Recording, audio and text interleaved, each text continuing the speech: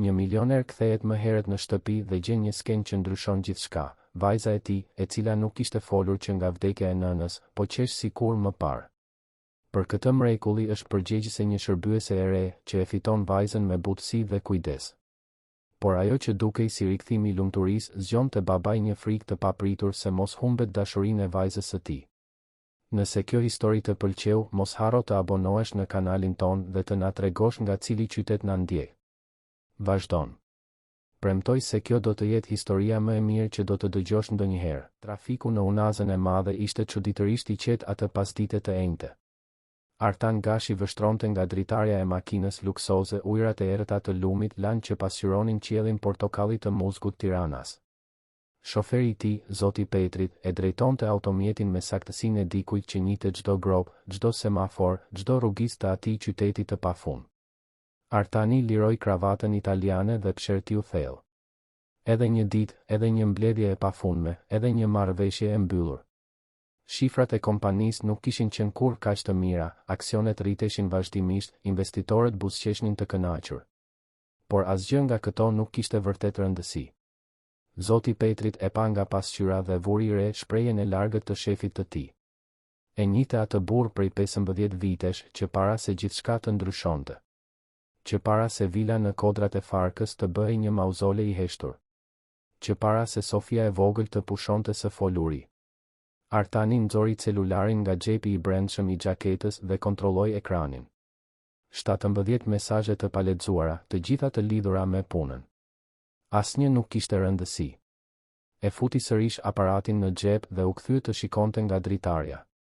Dritat e qytetit filluan të ndizeshin njëra pas tjetrës si yje toksore që lajmëronin ardhjen e natës. 2 vjet. Ishin bërë 2 vjet që kur Luljeta ishte larguar. 2 vjet që kur shtëpia kishte humbur zemrën e saj. 2 vjet që kur e qeshura e Sofis nuk kishte kumbuar më nëpër korridore. Vajza ishte vetëm 3 vjeç kur ndodhi. Tani, në moshën 5 vjeçare, ishte sikur mbante mbi shpinë peshën e një jete të tërë dhimbjeje. Mjekët thoshin se ishte mutizëm selektiv, një përgjigje traumatike ndaj humbjes. Psikolog, terapist, specialist të gjitha llojeve kishin parakaluar në përvil. Të gjithë me teoritë e tyre, të gjithë me metodat e tyre, të gjithë duke premtuar rezultate. Asgjë nuk funksionoi. Sofia thjesht u mbyll në botën e saj, një vend ku fjalët nuk ekzistonin më. Artanit i kujtoi çdo detaj i atyre ditëve të tmerrshme. Luljeta kishte qenë gjithmonë e fortë, gjithmonë drita e shtëpisë. Kur u sëmur, i fsheu simptomat për muaj me radhë, duke mos dashur të shqetësonte askën. Kur më në fund pranoi të shkonte në spital, ishte tepër vonë. Mjekët bën gjithçka që mundën, por disa betejë thjesht nuk mund të fitohen. Ajo u largua një mëngjes vjeshte, me gjethet që binin jashtë dhe qiellin e hirt si plum. Sofia ishte në kopsht. Artani ende pyeste veten nëse kishte bërë mirë që nuk e la të përshëndetej. Ndoshta, po ta kishte lejuar, vajza nuk do të mbante kaq shumë brenda vetes. Makina filloi të ngjitej në rrugën me pemë që të çonte te vila. Kurorat e pemëve formonin një tunel të gjelbër mbi asfalt.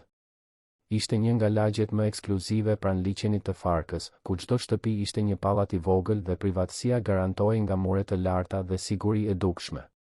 Shtëpia e familjes Gashi ishte veçanërisht madhështore, me 3 katet e saj, kopshtet e gjera dhe një fasadë neoklasike që Luljeta e kishte zgjedhur personalisht. Zoti Petrit parkoi në garazh në 6:45. Artani pa orën dhe rudhi vetullat. Duhej të arrinte vetëm në 7:15. Fluturimi i kthimit nga Prishtina ishte nisur më herët, duke përfituar nga një dritare më e mirë e trafikut ajror. Ai kishte tentuar të lajmëronte, por telefonata nuk u lidh. Sidoqoftë, mendoi ai. Nuk kishte rëndësi nëse arrinte tani apo pas gjysmë ore. Rutina do të ishte e njëjtë, të hynte nga dera e pasme, të ngjitej në dhomë, të ndëronte rrobat, të darkonte vetëm në zyrë ndërsa Sofia hante në dhomën e saj nën syt vigjilent të zonjës Irena. Zonja Irena. Guvernantja e familjes prej më shumë se një dekade. Një grua rreth të 60-tave, me qëndrim të ngurtë, flokët të mbledhur në një topuz të shtrënguar, shprehje përhershmërisht serioze. Ajo kishte qenë një shkëmb gjatë ditëve të vështira, duke organizuar gjithçka, duke mbajtur shtëpinë në funksionim, duke u kujdesur për Sofin me efikasitet ushtarake. Artani e dinte se duhej të ishte mirënjohës, por kishte diçka te zonja Irena që gjithmonë e kishte bezdisur. Ndoshta ishte ftohtësia, mënyra se si I trajtonte të gjithë punonjësit e tjerë me përbuzje, forma se si dukej se gjykonte çdo vendim që ai merrte në lidhje me të bien. Artani mori çantën, falenderoi Zotin Petrit dhe hyri nga dera anësore që të çonte direkt në hollin e hyrjes. Shtëpia ishte e heshtur si gjithmonë. Mermeri I qelët I dyshemes pasqyronte dritën e llampadarëve të kristalt. Piktura të shtrenjta zbukuronin muret. Gjithçka e patëmet, gjithçka në vendin e vet, gjithçka pa jetë. Ai la çantën mbi komodin franceze dhe filloi të lironte kravatën. Atëherë e dëgjoi. Një e qeshur. E kthjellët, e pastër, absolutisht e pagabueshme. Artani ngriu. Zemra I rahu fort. Për një çast mendoi se po delironte, se lodhja dhe stresi më në fund I kishin kërkuar llogari. Por jo. Tingulli erdhi sërish, më I fortë këtë herë. Një e qeshur fëminore, plot gëzim, që kumbonte nga diku brenda shtëpisë. Sofia. Këmbët I lëvizën para se truri I tij të mund të përpunonte plotësisht atë që po ndodhte. Ai përshkoi hollin, kaloi nëpër dhomën e ndenjes, mori kthesën në korridorin që të çonte në krahun privat të shtëpisë. Tingulli vinte nga kuzhina. Artani shpejtoi hapin, zemra I rrite aq fort sa mund ta dëgjonte në veshët e tij. Kur arriti te dera e kuzhinës, skena para tij e bëri të ndalonte befas. Sofia ishte ulur mbi supet e një vajze të re që ai nuk e kishte parë kur më parë. Vajza I mbante flokët gështenjë të vajzës me të dyja duart e vogla, duke qeshur pa kontroll ndërsa gruaja rrotullohej butësisht, duke bërë lëvizje të egzageruara sikur të ishte një avion. Drita e artë e pasdites hynte nga dritaret e gjera, duke e larë të gjithë skenën në një ndriçim pothuajse jo real. Vajza ishte e re, duhet të ishte rreth të 20-tave. Veshur me një uniform të thjesht shërbëtoreje, por kishte diçka në fytyrën e saj që të tërhiqte vëmendjen. Ishte buzëqeshja. Një buzëqeshje e sinqertë, e hapur, nga ato që ndriçojnë të gjithë fytyrën. Ajo këndonte një këngë ndërsa lëvizte, plotësisht e pavetëdijshme për praninë e tij. Dhe Sofia. Sofia e tij e vogël. Vajza që nuk shqiptonte asnjë fjalë prej 2 vitesh. Fëmia që I kalonte ditët në një melankoli të heshtur, që mezi reagonte ndaj stimujve, që jetonte në një fluskë të padepërtueshme trishtimi. Aty ishte ajo, duke qeshur sikur të mos kishte pushuar kurrë, sikur 2 vitet e fundit të ishin vetëm një makt I largët. Më lart, avion, më lart, bërtiste Sofia, zëri I saj I holl duke çar ajrin si një muzikë e harruar prej kohësh. Artani ndjeu se këmbët po I dridheshin. U mbështet te pragu I derës. Një val emocionesh kontradiktore e goditi si një tsunami. Lehtësim. Gëzim. Konfuzion. Dhe diçka tjetër. Diçka e errët dhe instinktive që ai nuk mund ta emërtonte menjëherë. Vajza e re më në fund e vuri re praninë e tij. U rrotullua ngadalë, buzëqeshja ende në fytyrë, por duke filluar të shuej kur pa shprehjen e tij. Sytë e saj, të mëdhenj dhe ngjyrë kafe, u zgjeruan lehtë. Mirdita, zotëri, tha ajo, zëri I qetë por me një prekje nervozizmi. Nuk ju prisnim kaq herët. Artani nuk u përgjigj. Sytë e tij ishin të ngulitur te Sofia. Edhe vajza e kishte parë tani. Fytyra e saj ndryshoi. Gëzimi I la vendin diçkaje që dukej si frikë. Ajo u kap më fort pas flokëve të vajzës. Atëherë ndjenja e errët brenda Artanit mori formë dhe emër. Xhelozi. Jo xhelozi e zakonshme, por diçka më e thellë. Zili. Inat. Ajo grua, një e huaj e plot, kishte arritur në ditë, ndoshta javë, atë që ai nuk e kishte arritur në 2 vjet. Ajo e kishte kthyer të bien në jetë. Dhe Sofia, bia e tij, duke I mërehat në krahët e kësaj të panjohure se sa kishte qenë ndonjëherë në të tillë. Kush je ti? Pyeti ai, zëri I doli më I ashpër se sa kishte ndërmend. Marina, zotëri. Marina Krasniqi. Jam punësuar para 3 javësh për të ndihmuar në kuzhinë dhe me pastrimin. 3 javë. Artani ndjeu një shtrëngim në gjoks. 3 javë dhe ajo tashmë kishte arritur të thyente barierën që ai, baba I saj, nuk kishte mundur ta thyente në 2 vjet. Dhe pse është bia ime mbi supet e tua, vazhdoi ai, çdo fjalë e ngarkuar me një tension që mezi e kontrollonte. Marina hezitoi.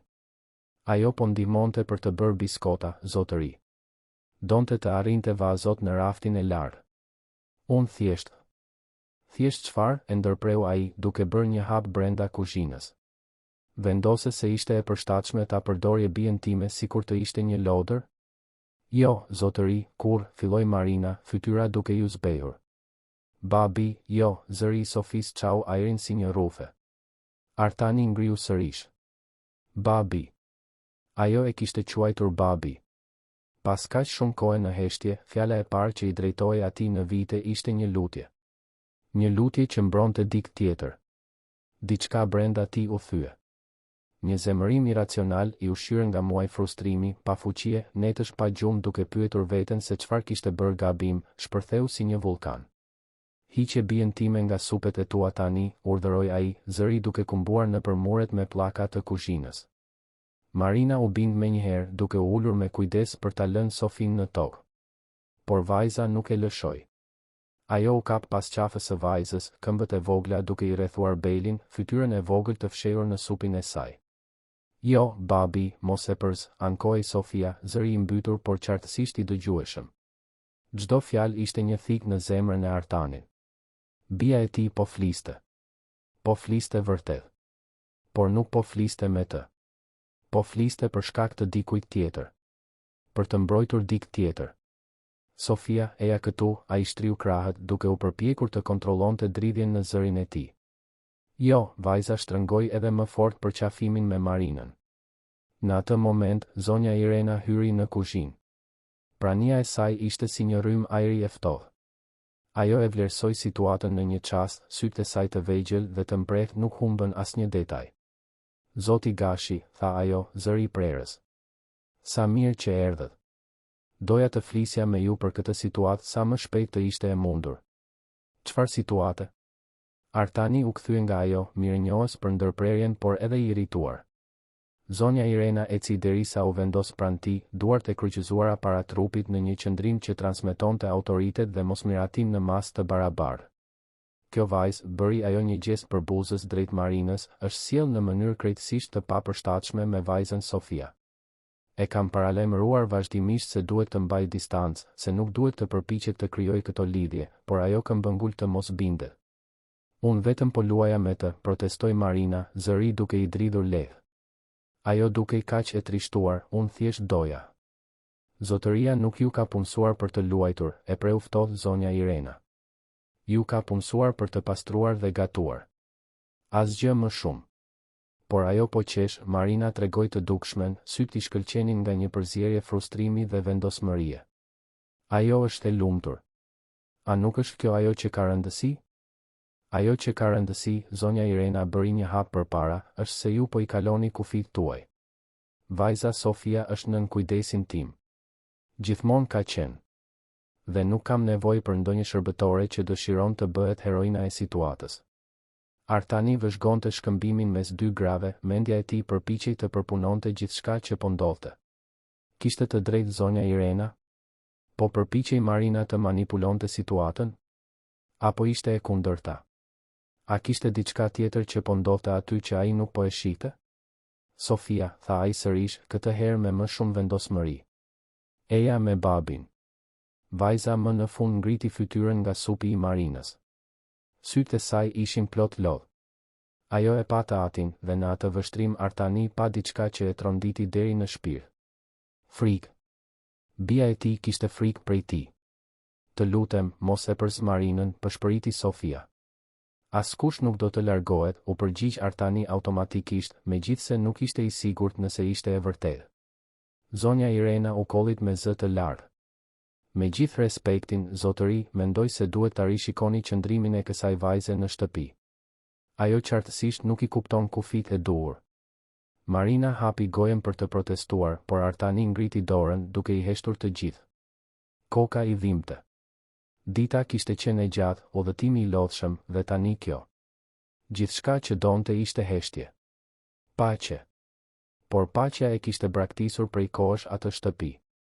Të gjithë në vendet tuaja, urdhëroi ai. Marina, ktheu në punë. Zonja Irena, duhet të flasim. Sofia, ai u ul, duke u vendosur në lartësinë e së bijës. ti do të hash darkë dhe pastaj do të shkosh në shtrat. Nesër flasim. Por babi, filloi Sofia. Pa por, e preu ai, më ashpër se sa kishte ndërmend. Vajza u tërhoq sikur ta kishin goditur me shupllak. Lotët e saj filluan të binin në heshtje. Marina instinktivisht bëri një hap përpara, sikur të donte të ngushëllonte fëmijën, por zonja Irena e kapi për krahu me forcë. Ke bërë mjaftueshëm, i fërshëlleu guvernantja. Marina u shkëput me forcë, por nuk ju afrua sërish Sofis. Në vend të kësaj, e pa Artanin me një shprehje që përziente zhgënjim dhe diçka që dukej si mëshirë. Mëshirë për të. Më falni, zotëri, tha ajo me zë të ullët dhe doli nga kuzhina me hapa të shpejtë. Sofia dënesi me zë të lartë dhe vrapoi pas saj. Zonja Irena e ndaloi me lehtësi, duke e marrë vajzën në krah pavarësisht protestave. Fëmia shkelmonte, bërtiste, thërriste Marinën vazhdimisht, por guvernantja e mbajti fort dhe doli nga kuzhina, duke e çuar drejt dhomës së saj. Artani mbeti vetëm në kuzhinë. Heshtja që gjithmonë banonte në atë shtëpi u kthye ta mbështillte si një batanie e rëndë. Por tani ishte ndryshe. Tani ai e dinte se heshtja nuk ishte e pashmangshme. Bia e tij mund të fliste. Mund të qeshte. Mund të ishte e lumtur. Vetëm jo me të. Ai ju afrua banakut ku kishte mbetje brumi biskotash dhe forma të shpërndara. Mori një nga format. Ishte në formë ylli. Lulieta bënte biskota me Sofin. Ishte një traditë e tyre të shtunave në mëngjes. Ai kur nuk merrte pjesë, gjithmonë tepër i zënë me punë. Artani e lëshoi formën përsëri në banak dhe doli nga kuzhina. U ngjit shkallëve drejt dhomës së Sofis. Mund ta dëgjonte vajzën duke qarë brenda. Ndaloi para derës, dora në dorez, por nuk arriti ta hapte. Çfarë do të thoshte? Si do ta shpjegonte? Si do ta bënte bien e tij të kuptonte se ai po përpiqej ta mbronte, edhe pse ajo nuk e shihte në atë mënyrë? Dëgjoi zërin e zonjës Irena brenda, të prerë dhe të kontrolluar, duke i thënë Sofis të ndalonte dramën, se duhej të hante dhe të sillej mirë. Nuk kishte përkëdheli në atë zë. Nuk kishte ngrohtësinë që kishte dëgjuar në zërin e Marinës. Artani u largua nga dera dhe shkoi në dhomën e tij. U mbyll brenda dhe shkoi direkt te garderoba. Në fund, në një kuti që ai rrallë e hapte, ishin fotot e Lulietës. Mori një ku ajo shfaqej shtatzën me Sofin, duke i buzëqeshur kamerës me atë buzëqeshje që ndriçonte çdo ambient. Çfarë të bëj, Lul, i pëshpëriti fotos. Çfarë të bëj për ta kthyer vajzën tonë? Fotoja, natyrisht, nuk u përgjigj. Por ndërsa Artani shikonte atë fytyrë të dashur, një siguri filloi të formohej në mendjen e tij. Diçka nuk shkonte. Kishte diçka që ndodhte në shtëpinë e tij që ai nuk po e shihte. Dhe ai duhej të zbulonte se çfarë. Më vonë atë natë, pas një darke që mezi e preku, Artani shkoi në zyrën e tij. Ishte një dhomë e gjerë në katin e dytë, me rafte are plot me libra që ai kur nuk kishte pasur kohë t'i lexonte, një tavolinë madhështore pune dhe, në një cep, një sistem sigurie që monitoronte çdo centimetër të pronës. Kamerat ishin instaluar pasi Lulieta u sëmur. Ishte një mas sigurie, thanë ata. Për të mbrojtur Sofin. Artani rrallë i shikonte regjistrimet. I besonte zonjës Irena për të mbajtur gjithçka nën kontroll. Por tani, ai ndezi sistemin dhe filloi të kthente regjistrimet. Filloi nga ajo pasdite, por shpejt kuptoi se duhej të shihte më shumë. U kthye ditë, javë. Dhe ajo që pa e la të ngrirë. Marina vërtet luante me Sofin. Por nuk ishte vetëm kaq. Ajo bisedonte me vajzën, i lexonte përralla, vizatonte me të. Dhe Sofia përgjigjej. Jo me fjalë, jo në fillim. Por me buzëqeshje të ndrojtura, me pohime me kokë, me një dritë në sy që Artani nuk e kishte parë prej kohësh. Dhe zonja Irena? Imazhet tregonin një realitet tjetër. Ajo e trajtonte Sofin me indiferencë kur nuk kishte njeri afër. I fliste vajzës ashpër duke e qortuar për gabime të vogla. Në një nga regjistrimet, Artani pa zonjën Irena t'i hiqte një lodër nga duart Sofis me brutalitet, duke i thënë se vajzat që nuk flisnin nuk meritonin të luanin. Por kishte më shumë. Shumë më shumë. Dhe ajo që Artani zbuloi në orët në vijim do të ndryshonte gjithçka. Në një nga regjistrimet e 3 ditëve më parë, ai pa zonjën Irena duke hyrë në dhomën e Lulietës. Dhoma ishte e mbyllur që nga largimi i saj.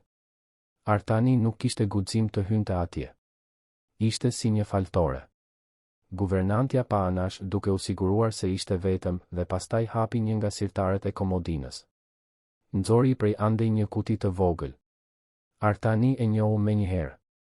Ishte kutia e bishuterive që i kishte dhuruar Luljetës në përvjetorin e parë të martesës. Brenda kishte një gjerdan diamanti, një pjesë unike me vlerë mbi 200.000 euro. Zonja Irena hapi kutin, mori gjerdanin, e ekzaminoi kundër dritës dhe pastaj e futi në xhepin e saj. Më pas, me lëvizje të llogaritura, mori disa shami që ishin në sirtar dhe i vendosi brenda kutisë duke i dhënë volum. Mbylli gjithçka dhe e vendosi përsëri në vend. Artani e pa skenën 3 herë për të siguruar për atë që po shite. Zonja Irena kishte vjedhur gjerdanin. Dhe nuk ishte gjithçka. Duke vazhduar të shite regjistrimet, ai gjeti një skenë tjetër, këtë herë 2 ditë më parë. Marina ishte në lavanderi duke palosur rroba. Zonja Irena hyri me një qese. Nga kamerat nuk ishte e mundur të shihej se çfarë kishte brenda, por gjua e trupit të 2 grave tregonte historinë. Zonja Irena akuzonte Marinën për diçka. Vajza mohonte me forcë, lotët i rridhnin në përfaqe. Guvernantja tregonte diçka që ishte në qese. Marina ra në gjunjë, ende duke mohuar. Zonja Irena e kërcënonte me gisht, goja e saj lëvizte në fjalë që Artani nuk mund t'i dëgjonte, por që ishin qartësisht mizore. Më pas, zonja Irena doli nga lavanderia duke marrë qesen. Marina mbeti në dysheme, duke qarë. Artani duhej të dinte se çfarë kishte në atë qese. Ai përshpejtoi regjistrimet duke ndjekur lëvizjet e zonjës Irena. Ajo shkoi në dhomën e Marinës, hyri pa trokitur dhe e fsheu qesen brenda dollapit të vajzës. Pastaj doli me një buzëqeshje kënaqësie në fytyrë. Kurthi ishte ngritur. Zonja Irena kishte vjedhur gjerdanin, planifikonte të fajsonte Marinën dhe kështu të shpëtonte prej saj. Pyetja ishte pse? Çfarë kërcënimi përfaqësonte Marina për guvernanten? Përgjigja erdhi kur Artani u kthye edhe më shumë në regjistrime. Gjeti një skenë të gati një muaj më parë. Zonja Irena ishte në zyrën e tij, të njëjtën ku ai ishte tani. Ajo ishte në telefon. Artani e rriti volumin në maksimum, por edhe ashtu mezi dëgjonte. Aktivizoi funksionin e titrave automatik të sistemit. Fjalët filluan të shfaqeshin në ekran. Duhet të kuptosh, thoshte zonja Irena në telefon. Nëse kjo vajzë fillon të flasë përsëri, nëse ajo shërohet, ai nuk do të ketë më nevojë për mua. Do të humbas gjithçka që kam ndërtuar këtu. Kjo shtëpi, kjo punë, është gjithçka që kam. Nuk do të lejoj asnjë shërbëtore të vogël ta shkatërroj këtë. Kishte një pauzë ndërsa personi në anën tjetër fliste. Jo, ajo është e zgjuar. Duhet të jem e kujdesshme. Por do të gjej një mënyrë. Gjithmonë gjej. Artani e fiku regjistrimin.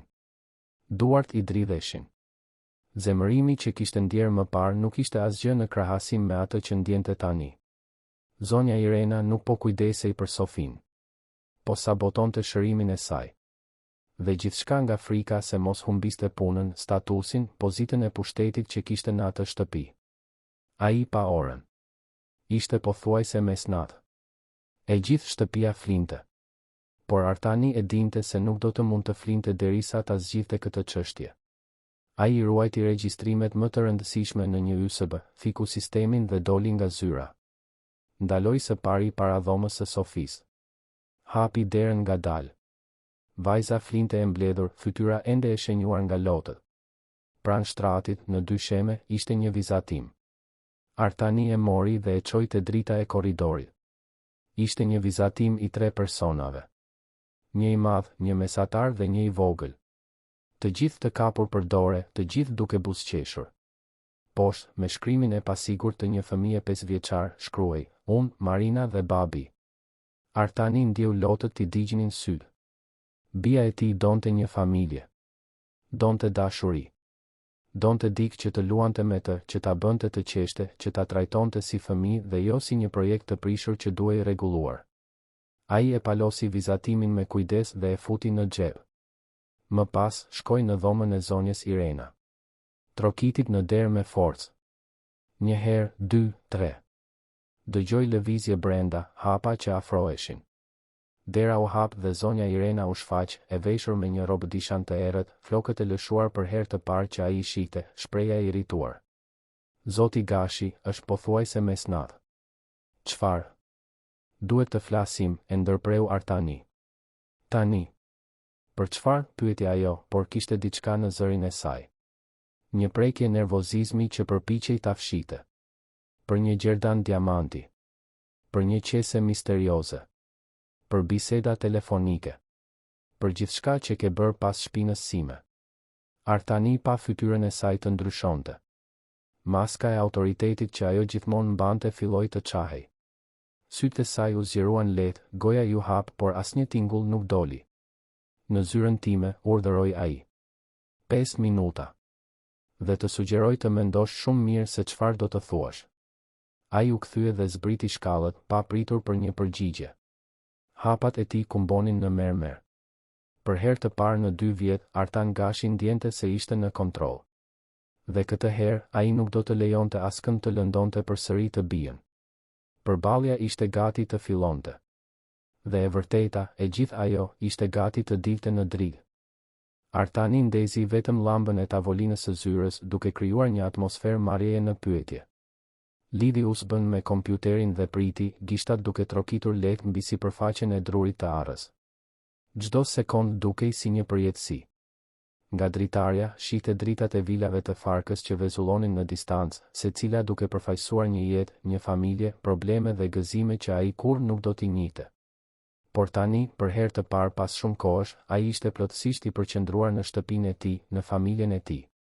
Dera u hap dhe zonja Irena hyri. Ajo ishte rregulluar, flokët përsëri të mbledhur në topuzin e patëmet, robë dishani i zëvendësuar me një veshje formale. Ishte sikur po përgatitej për një betejë. Ajo e mbylli derën pas vetes me kujdes dhe eci derisa u ndal para tavolinës, duart e kryqëzuara para trupit në atë qëndrim që Artani e njihte aq mirë. Zoti Gashi, filloi ajo, zëri i kontrolluar por me një prekje tensioni që nuk arrinte ta fshihte plotësisht. Më trembët duke trokitur në derë në atë mënyrë. Nëse ka diçka që kam bërë për t'ju mërzitur, ju lutem ma thoni qartë që të mund ta korrigjoj. Artani u mbështet në karrige duke studiuar fytyrën e saj. Zonja Irena kishte qenë gjithmonë e aftë për të ruajtur gjaktësinë.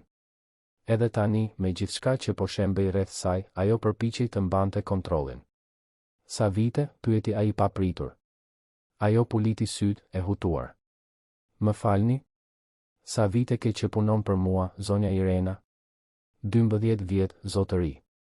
Që kur ju dhe zonja Lulieta u transferuat në këtë shtëpi. 12 vjet, përsëriti Artani duke pohuar ngadalë me kokë. 12 vjet besim. 12 vjet në të cilat të lash të kujdeseshe për shtëpinë time, për familjen time. 12 vjet në të cilat kur nuk i vura në dyshim vendimet apo metodat e tua. Zonja Irena qëndroi në heshtje, por sytë e saj u ngushtuan lehtë. Ajo e dinte se diçka po vinte, por ende nuk e dinte saktësisht se çfarë. Dhe gjatë këtyre 12 viteve, vazhdoi Artani, duke rrotulluar monitorin e kompjuterit në mënyrë që ajo të shihte ekranin, mendoje se nuk do ta zbuloja kurrë. Në ekran, e ngrirë, ishte imazhi i saj duke hyrë në dhomën e Lulietës me kutinë e bishuterive në dorë. Ngjyra u zhduk nga fytyra e zonjës Irena. Duart e saj, më parë të kryqëzuara fort, filluan të dridheshin. Zotëri, unë mund ta shpjegoj, filloi ajo, zëri duke i dështuar. Mundesh? Artani shtypi butonin play. Atëherë ma shpjego këtë. Ata pan në heshtje ndërsa skena shpalosej në ekran. Zonja Irena duke hapur sirtarin, duke marrë gjerdanin, duke e fshehur në xhep. Kur mbaroi, Artani e ndaloi përsëri dhe u kthye ta shikonte. 200.000 euro, tha ai qetësisht. Gjerdani vlente 200.000 euro. Nuk ishte thjesht një bishuteri e shtrenjtë, zonja Irena. Ishte një dhuratë që i bëra gruas sime. Kishte vlerë sentimentale. Ishte e vetmja gjë fizike që më kishte mbetur nga ai moment i lumtur. Do ta ktheja, tha ajo shpejt, e dëshpëruar. Unë vetëm e mora hua, kisha nevojë për para, motra ime është e sëmur dhe. Gënjeshtër, e preu Artani, zëri i tij si një kamxhik. Ai klikoi në një skedar tjetër. Ti nuk e more hua. Ti e vodhe. Dhe pastaj u përpoqe të fajsoje dikë tjetër. Regjistrimi i ri filloi të shfaqej. Zonja Irena në lavanderi duke akuzuar Marinën duke vendosur qesen në dollapin e vajzës së re. Guvernantja u rrëzua në karrigen përballë tavolinës, fytyrën në duar. I gjithë qëndrimi i saj autoritar ishte zhdukur, i zëvendësuar nga diçka më e vogël, më patetike. Por prit, tha Artani me një mizori të ftohtë që as vetë nuk e dinte se e zotëronte. Ka më shumë. Ai vuri regjistrimin e fundit. Bisedën telefonike. Fjalët që shfaqeshin me titra në ekran. Duhet të kuptosh. Nëse kjo vajzë fillon të flasë përsëri, nëse ajo shërohet, ai nuk do të ketë më nevojë për mua. Zonja Irena dënesi.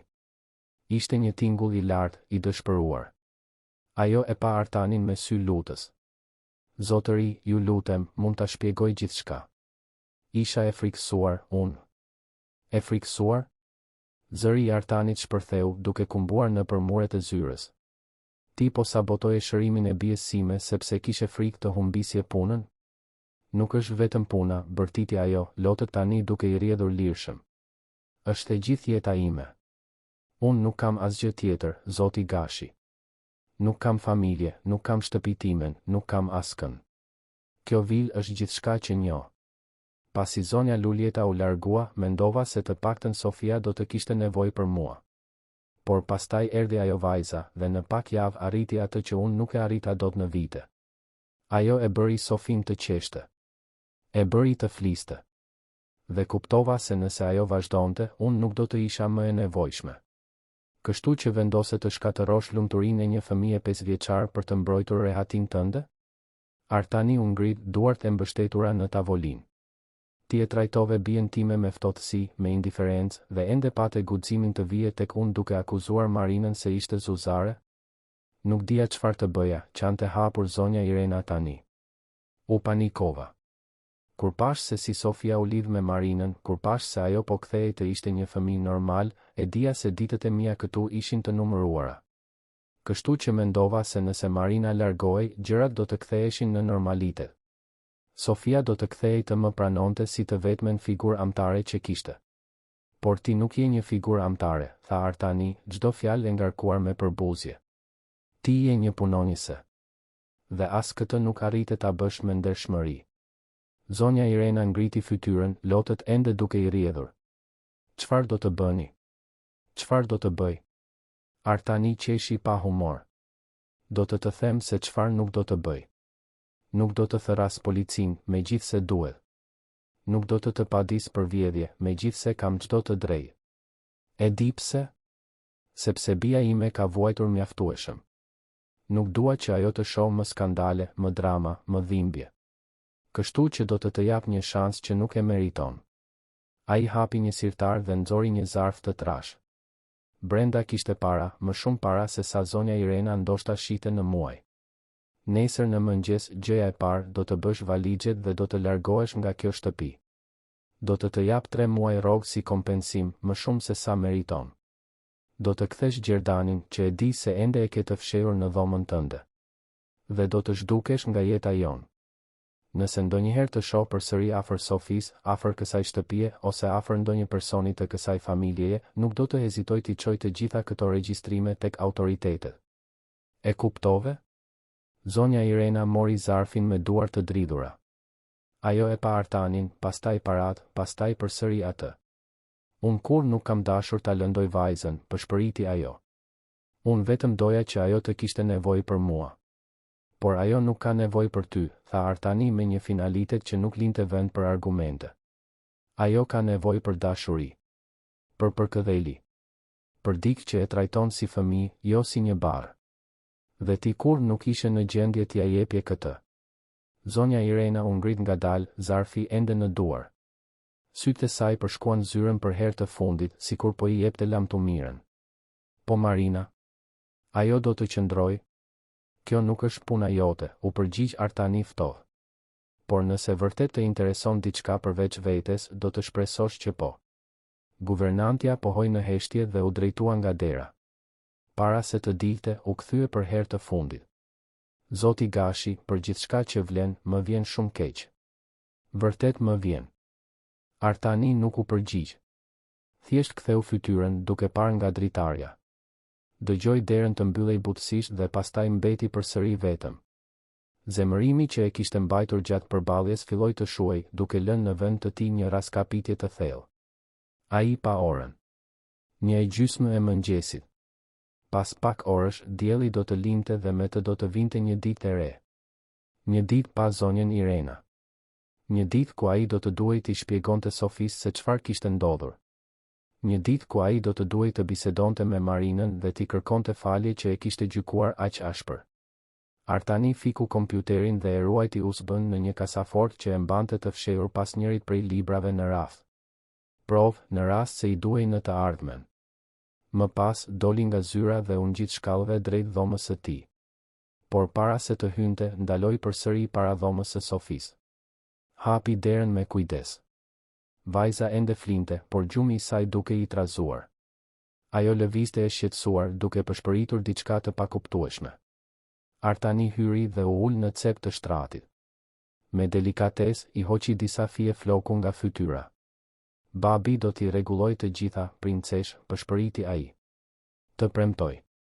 Sofia nuk u zgjua, por lëvizjet e saj u qetësuan lehtë, sikur edhe në gjumë ajo e dinte se ai ishte aty.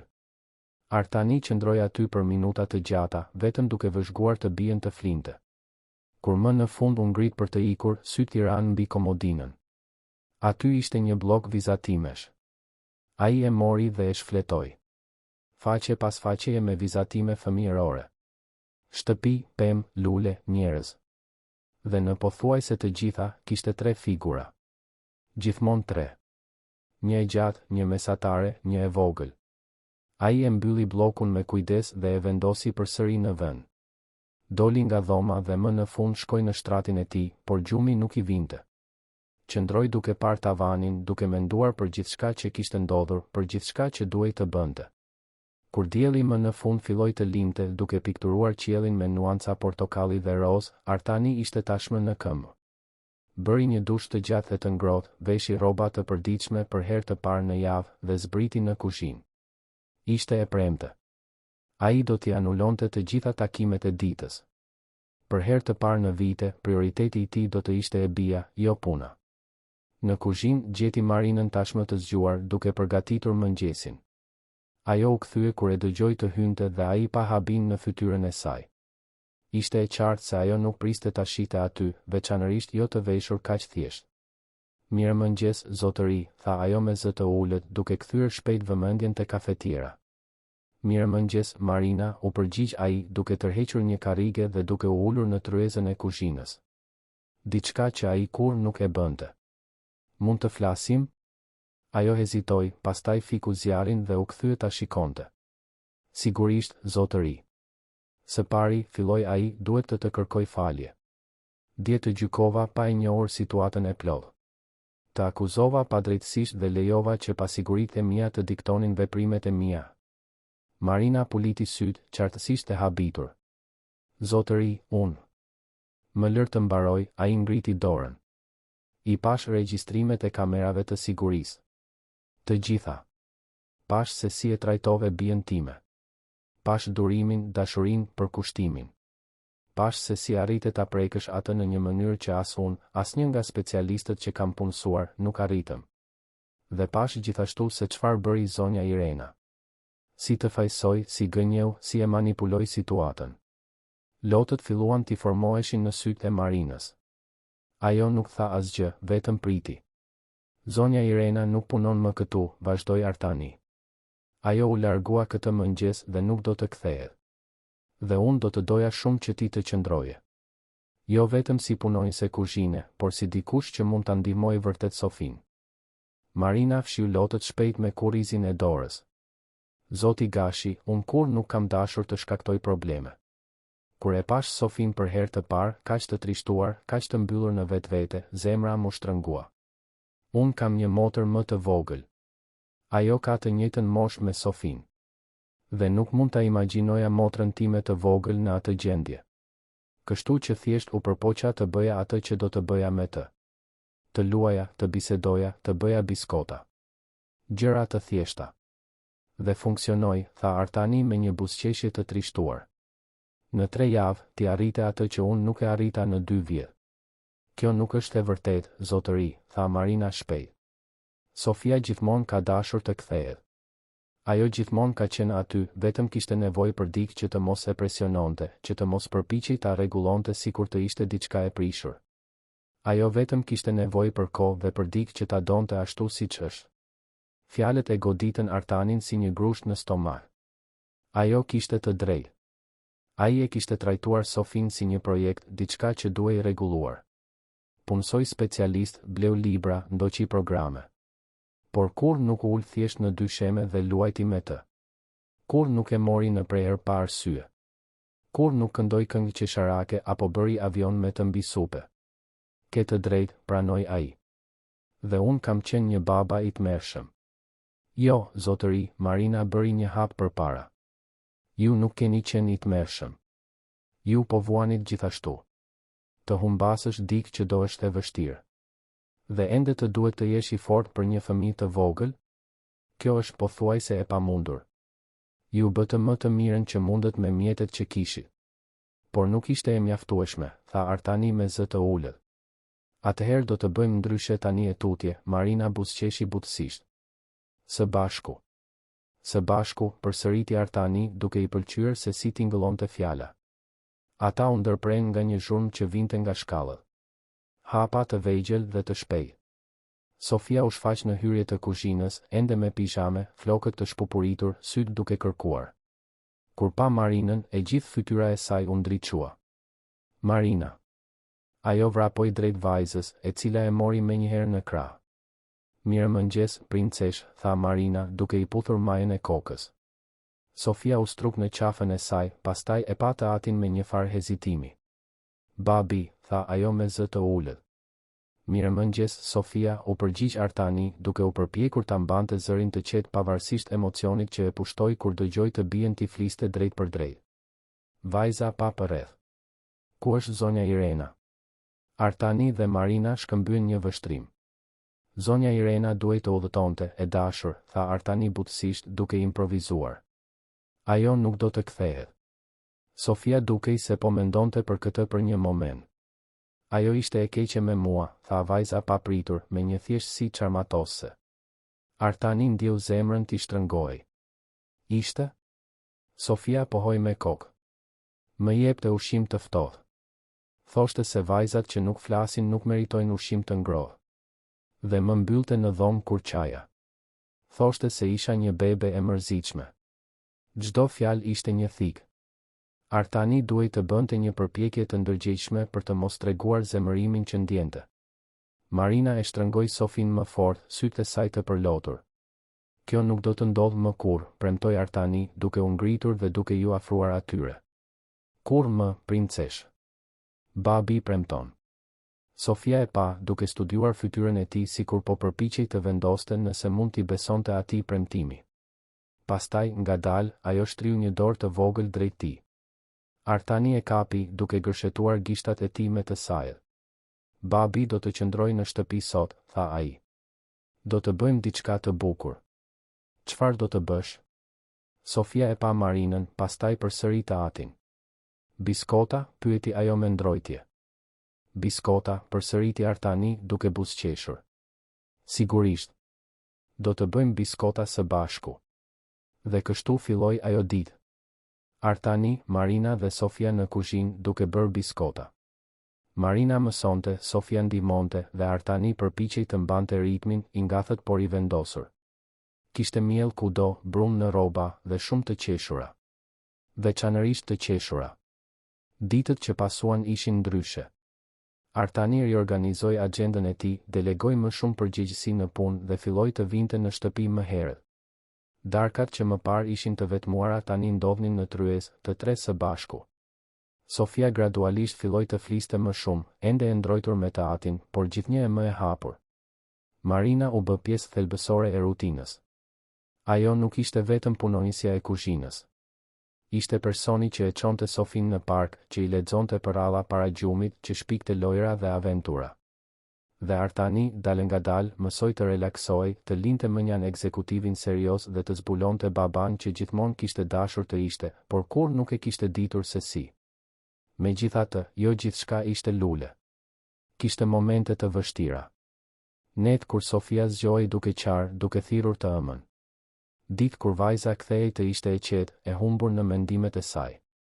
Dhe në ato momente, ishte Marina ajo që dinte saktësisht se çfarë të bënte.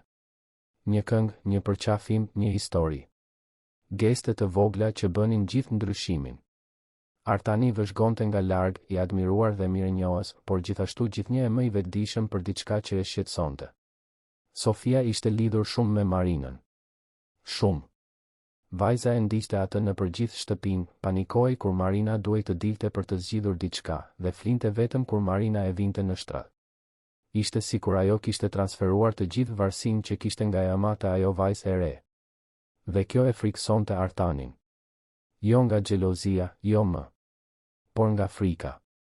Çfarë do të ndodhte nëse një ditë Marina vendoste të largohej? Nëse gjente një punë tjetër, nëse njite dik, nëse thjesht donte të ndiqte jetën e saj? A do ta merrte veten Sofia nga kjo humbje? Apo do të kthehej në mutizmin që e kishte burgosur për kaq shumë kohë? Ai u përpoq të bisedonte për këtë me Marinën një natë, pasi Sofia tashmë flinte. Ata ishin në dhomën e ndenjes, duke pirë çaj. Marina ishte bërë më shumë se një punonjëse. Ishte bërë një besnike, dikush me të cilin ai mund të fliste hapur. E vëre se si Sofia varet nga ty, pyeti ai me kujdes. Marina pohoi me kokë, duke parë filxhanin në duart e saj. Po, zotëri. E vëre. Dhe kjo nuk të shqetëson? Ajo ngriti sytë për të takuar të tillë. Më shqetëson. Por në të njëjtën kohë, mendoj se është e natyrshme. Sofia humbi të ëmën shumë herët. Ajo po kërkon një figurë femërore tek e cila të besoj. Me kalimin e kohës, kjo varësi do të zvogëlohet. Ajo do të hapet më shumë edhe me ju, do të bëj miq, do të lidhet me njerëz të tjerë. Po nëse ti largohesh, pyeti Artani, duke verbalizuar frikën që e mundonte. Marina qëndroi në heshtje për një moment të gjatë. Nuk kam ndërmend të shkoj askund, zotëri. Të paktën jo tani për tani. Sofia ka nevojë për mua. Dhe unë, sinqerisht, kam nevojë për të. Artani vuri re diçka në zërin e saj. Një cenueshmëri që nuk e kishte vënë re më parë. Pse ke nevojë për të? Marina hezitoi, pastaj pshertiu. Edhe unë kam humbur dik, zotëri. Nënën time. Ishte 2 vjet më parë, afërsisht në të njëjtën kohë kur ndërroi jetë zonja Lulieta. Kancer gjithashtu. Familja ime u shpërb pas kësaj. Babai im filloi të pinte, vëllezërit e mi u shpërndan. Unë erdha në Tiranë duke kërkuar të rifilloja. Kur gjeta këtë punë dhe njoha Sofin, ishte sikur të kisha gjetur përsëri një qëllim. Të kujdesem për të më ndihmon të përballem me dhimbjen time. Artani nuk dinte çfarë të thoshte.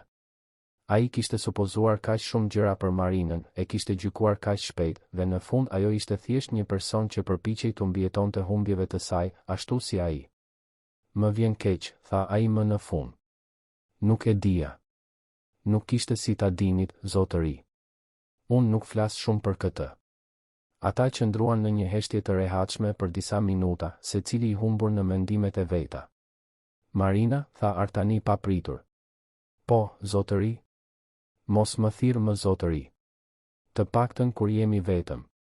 Emri im është Artan. Ajo buzëqeshi.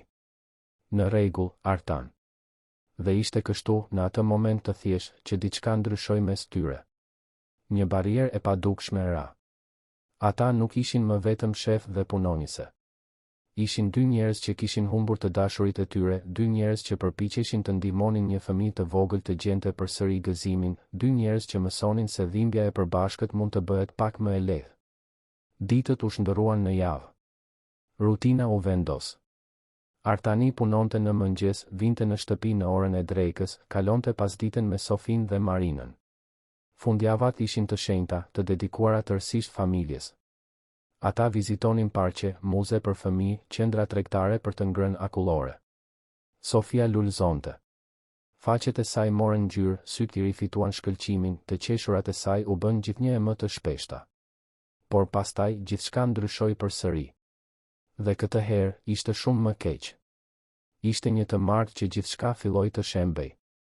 Artani ishte në një mbledhje të rëndësishme në zyrën qendrore të kompanisë, e vendosur në bulevardin Dëshmorët e Kombit. Mbledhja zgjati me orë të tëra, diskutime për bashkime dhe blerje që kërkonin vëmendjen e tij të plotë. Ai kishte premtuar Sofisë se do të arrinte në kohë për darkë, por negociatat u ndërlikuan. Kur më në fund arriti të dilte, ishte kaluar ora 8 e mbrëmjes. Trafiku ishte kaotik si gjithmonë dhe Artani trokiste gishtat me padurim në mbështetësen e krahut, ndërsa zoti Petrit lundronte në përdetin e makinave të ndalura. Mori celularin dhe telefonoi në shtëpi. Marina u përgjigj në zilen e dytë. "Përshëndetje, Artan," tha ajo, dhe ai vuri re diçka të çuditshme në zërin e saj. Një tension të fshehur. "A është gjithçka në rregull?" pyeti ai menjëherë. Pati një pauzë. "Po, është. Sofia është mirë. Vetëm pak e mërzitur sepse nuk arrite për darkë." E di. Jam në trafik. Arri për gjysmë ore maksimumi." "A ka ngrënë?" "Ka ngrënë, por pak. Po të pret ty për t'i lexuar përrallën para gjumit." Artani pshertiu i lehtësuar. "Thuaj që babi po vjen dhe se do të lexojmë 2 përralla sot për ta kompensuar." Ai e dëgjoi Marinën të qeshte butësisht. "Në rregull." Udhë të mbar. Telefonata përfundoi, por Artani mbeti me një ndjenjë të çuditshme. Kishte diçka në zërin e Marinës që e shqetësonte. Diçka që ajo nuk po e thoshte. U përpoq të telefononte përsëri, por këtë herë askush nuk u përgjigj. Ndoshta ishte e zënë me Sofin, mendoi ai, duke futur celularin në xhep.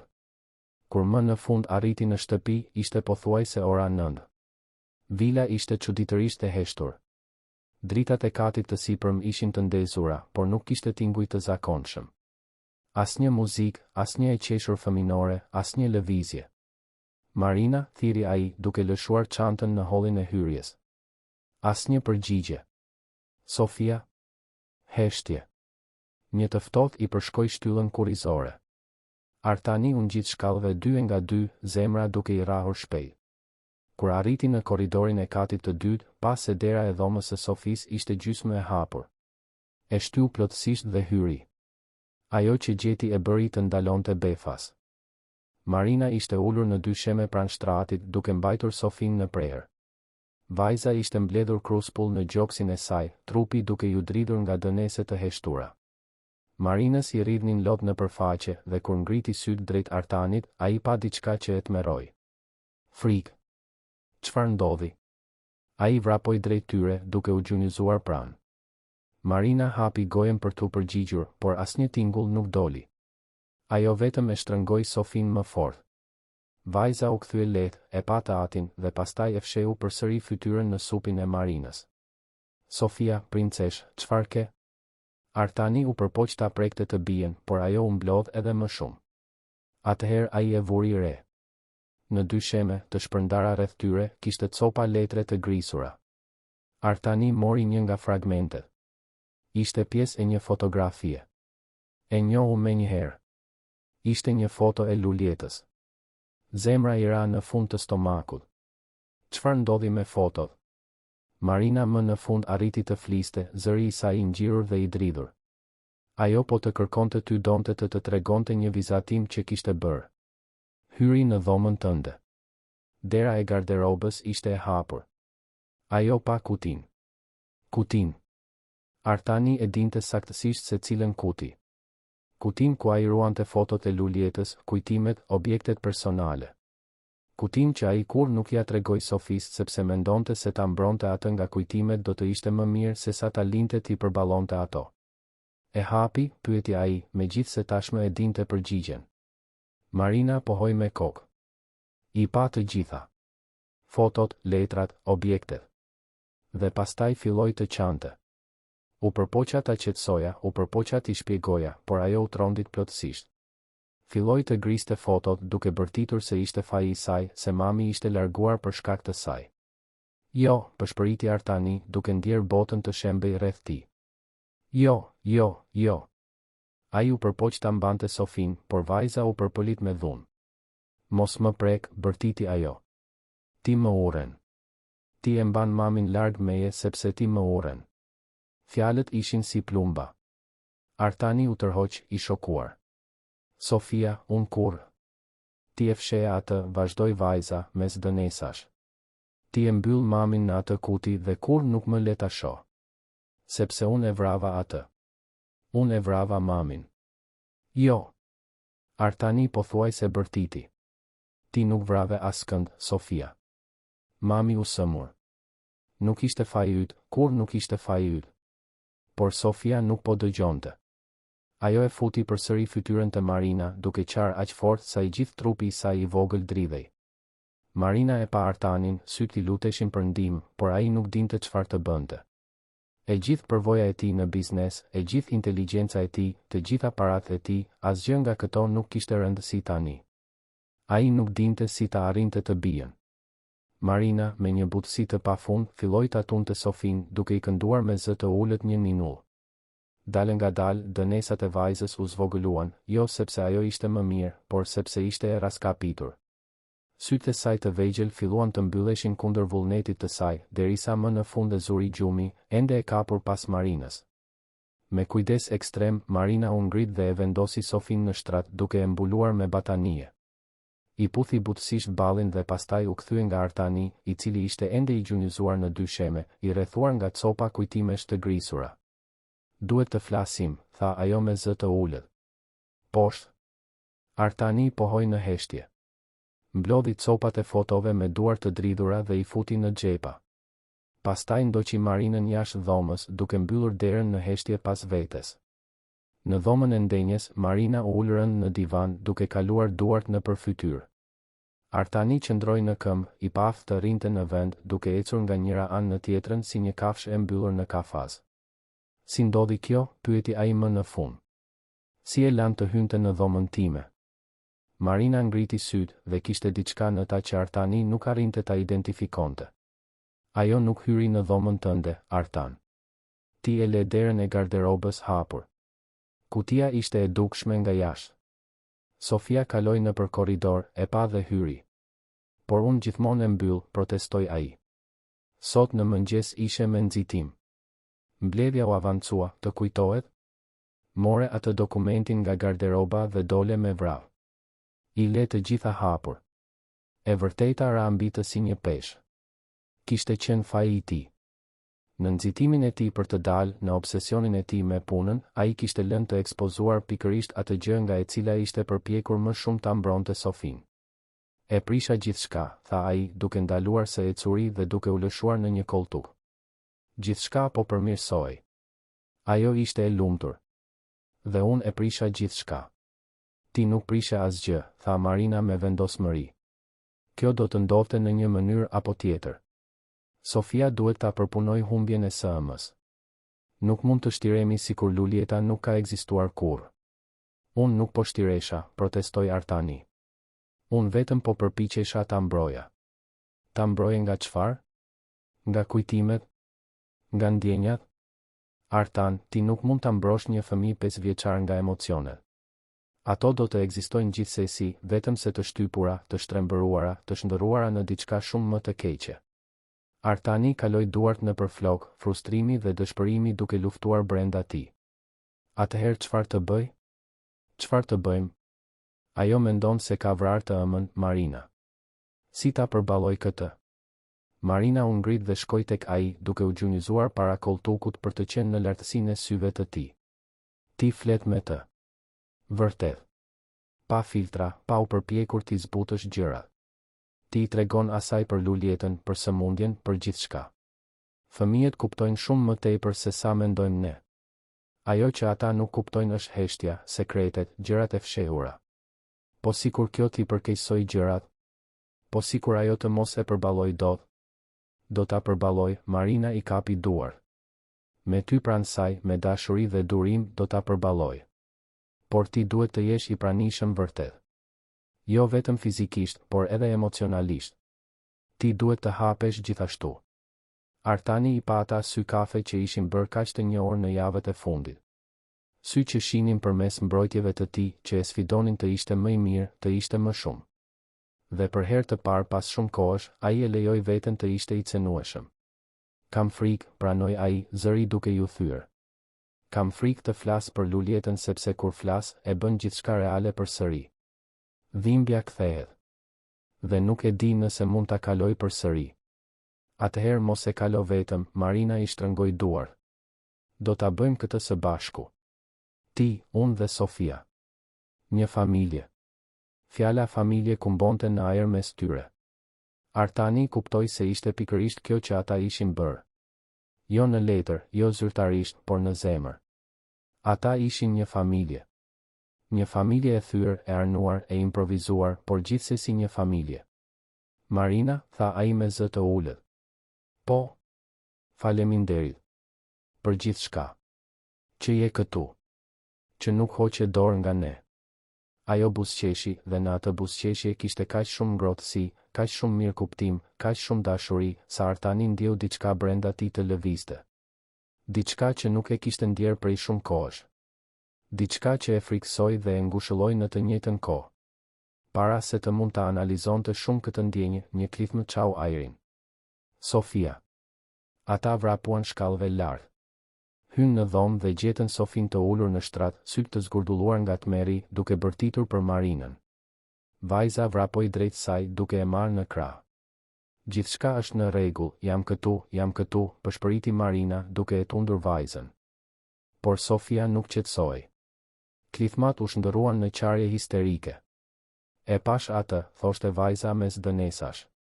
E pash mamin. Ajo po më thërriste. Donte që unë të shkoja me të. Ishte vetëm një ëndër, princesh, përpiqej ta qetësonte Marina. Mami nuk po të thërret. Po më thërret, këmbënguli Sofia, sytë të ngulitur në diçka që vetëm ajo mund ta shite. Ajo është atje, ja. Po më thërret. Artani ndjeu një të dridhur t'i përshkonte shtyllën kurrizore. Sofia po kishte halucinacione? Kjo ishte serioze. Shumë serioze. Ai mori celularin, gati për të telefonuar mjekun, por Marina e ndaloi me një vështrim. Sofia, tha ajo butësisht por me vendosmëri. Më shiko mua. Vetëm mua. Vajza me ngurim e largoi vështrimin nga cepi bosh i dhomës dhe u përqendrua te Marina. Mami nuk po të thërret, vazhdoi Marina. Sepse mami të do shumë dhe dëshiron që ti të qëndrosh këtu me njerëzit që të duan. Me babin. Me mua. Mami nuk dëshiron që ti të shkosh. Ajo dëshiron që ti të jesh e lumtur. Por unë e vrava atë, ankoi Sofia. Unë isha e keqe dhe ajo iku. Atëherë Artani lëvizi. Ai u ul në shtrat pranë Marinës, duke e detyruar Sofin ta shikonte edhe atë. Sofia, tha ai, dhe zëri i tij doli më i prerë se sa priste. Dëgjoje babin tani. Ti nuk e vrave mamin. Mami u sëmur shumë. Kishte një gjë të keqe brenda saj që mjekët nuk arritën ta hiqnin. Nuk ishte faji yt, nuk ishte faji im, nuk ishte faji i askujt. Ndonjëherë njerëzit sëmuren dhe mjekët nuk arrin t'i shërojnë. Dhe kjo është shumë e trishtueshme, por nuk është faji i askujt. Por nëse unë do të isha një vajzë më e mirë, tha Sofia, lotët duke i rrjedhur, ndoshta mami do të kishte luftuar më shumë. Ndoshta ajo do të kishte qëndruar. Artani ndjeu lotët e tij t'i digjnin syt. Oh, princesh. Mami luftoi me gjithë forcat. Ajo luftoi aq shumë, sepse të donte më shumë se gjithçka në botë. Por ndonjëherë, pavarësisht se sa luftojmë, nuk arrijmë të fitojmë. Dhe nuk është sepse nuk duam mjaftueshëm. Është sepse disa betejë janë më të mëdha se ne. Atëherë nuk ishte faji im, pyeti Sofia, një shpresë e brisht në zë. Nuk ishte faji yt, përsëriti Artani, këtë herë duke e marrë të bien në prehër, duke e hequr nga krahët e Marinës. Sofia qëndroi e ngurt për një moment, por pastaj e lejoi veten të relaksohej në gjoksin e tij. Kur nuk do të jetë faji yt. Dhe mami të do, ajo gjithmonë do të doj, pavarësisht se ku është. Babi më do gjithashtu, pyeti Sofia me zë të ulët, aq ulët sa ai mezi e dëgjoi. Më shumë se gjithçka në botë, u përgjigj ai, duke e shtrënguar fort. Më shumë se gjithçka në botë, princesh. Ata qëndruan kështu për minuta të gjata. Artani duke mbajtur Sofin, Marina e ulur pranë tyre, dora e saj e mbështetur butësisht në shpinën e vajzës.